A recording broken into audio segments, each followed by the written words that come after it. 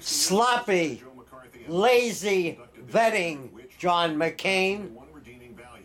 They never actually called anybody a witch.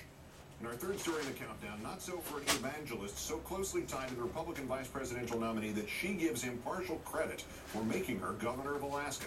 The Times of London reporting today that Pastor Thomas Muthi not only began his career by literally persecuting a woman in a Kenyan village as literally a witch, but that he boasted about it. And Governor Palin's church in Alaska boasted about it too. The details in a moment. First, a refresher on the governor's reference to him in her testimony in church this June. We forgot to talk about Pastor Muthi. Yeah, as I was mayor and Pastor Muthi was here and he was praying over me, and you know how he speaks. And he's so bold. He's praying, Lord, make a way, Lord, make a way. And I'm thinking, this guy is really bold. He doesn't even know what I'm going to do. He doesn't know what my plans are. And he's praying not, oh Lord, if it be your will, may she become governor or whatever. No, he just prayed for it. He said, Lord, make a way and let her do this next step. And that's exactly what happened. So again, very, very powerful coming from this church. So that was awesome about Pastor Muthi. The Times of London assembling previous reporting on Pastor Muthi. He is an African evangelist who founded the World of Faith Church, also known as the Prayer Cave, in Kiambu, Kenya in 1989. He did so after, he says, he and his late wife were called there by God because there was demonic presence in the town, being blamed for a number of fatal car accidents, among other ills. In a trailer for his evangelical video, Muthi tells how he found the source of that bad spirit. We prayed, we fasted, the Lord showed us a spirit of witchcraft resting over the place. According to the Christian Science Monitor, 6 months of praying and research led him to a local named Mama Jane. She allegedly was involved in fortune-telling and therefore responsible for what plagued Kiambu. Pastor Muthi publicly declared that she was a witch and gave her a choice, be saved or leave town. First, she stayed.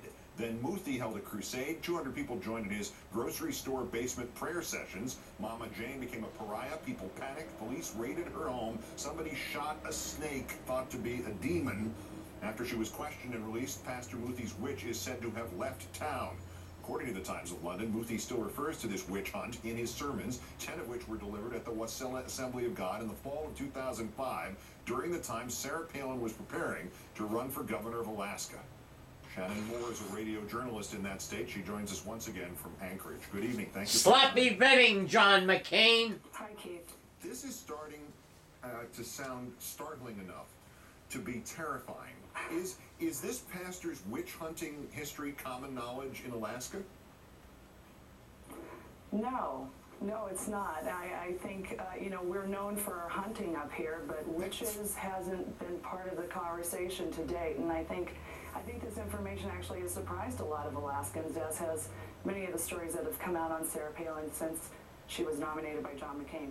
Well, just within her own religious parameters, the governor's own churches and her beliefs and the people that she believes with, would witch hunting be too much? I mean, would members of her church say, hell no, we don't condone witch hunts, or people who've conducted them?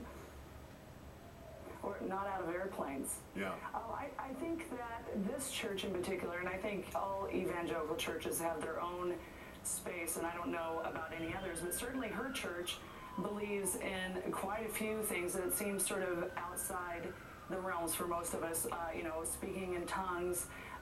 Certainly the whole idea that Alaska is going to be the last days refuge for so many, that hundreds of thousands of people are going to come to Alaska for the tribulation period as part of their whole platform. And they may be coming now that they know we get dividend checks, but I don't think that this last days idea is it's certainly not the view of many Alaskans. All right, but even all that you mentioned there, every part of the other things about this church in particular, that's one set of stuff.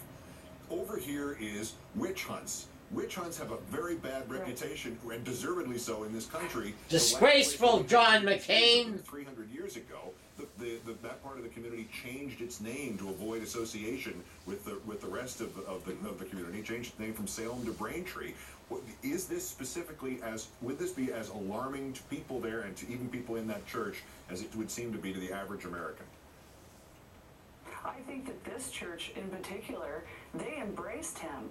They knew what this pastor's record was. He ran on the fact that he had, chased a witch out of a town, and that he was able to do this sort of spiritual warfare, which is something that they talk about a lot at this church. Spiritual warfare, that they're able to go into communities and really target the demonic areas and pray over them, and then actually change their crime statistics.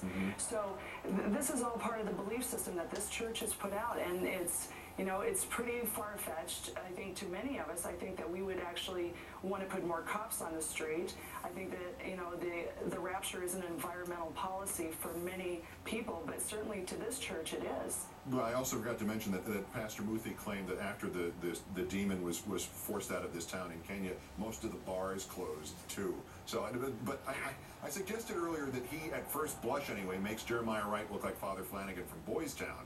As governor, has Mrs. Palin been questioned about this man, her association with him, and specifically this one topic of witch huntery? No, I don't think so. I haven't heard people ask her this. Certainly people's right to whatever church, as bizarre as it may be, if they're selling rapture insurance or whatever, hasn't really been, that's not really part of the fray here. We try to stay on policy because people's private lives are so important to all of us. But in this case, I think that in hindsight, we should have asked her about her church more, because she does have a real fuzzy line between the separation of church and state when it has come to her governorship and her policies here. And we're not talking about something ancient. Just that tape that we saw earlier is this year, this June. Right, this June, a couple months ago. Yeah, and she's talking about the fact that he laid hands on her, and how that really is how she's given a lot of credit to becoming governor to this pastor who's a witch hunter. And you look at this and you wonder, are we going to go from waterboarding to just throwing people in ponds and seeing if they float or not? It's really a stretch for a lot of people, and it's even weird for Alaskans. I assure you. There you are. I guess that's the question, the answer I was looking for. Somebody turned me into a newt. Shannon Moore, a radio journalist, joining us once again from Alaska with our great thanks. Have a good weekend.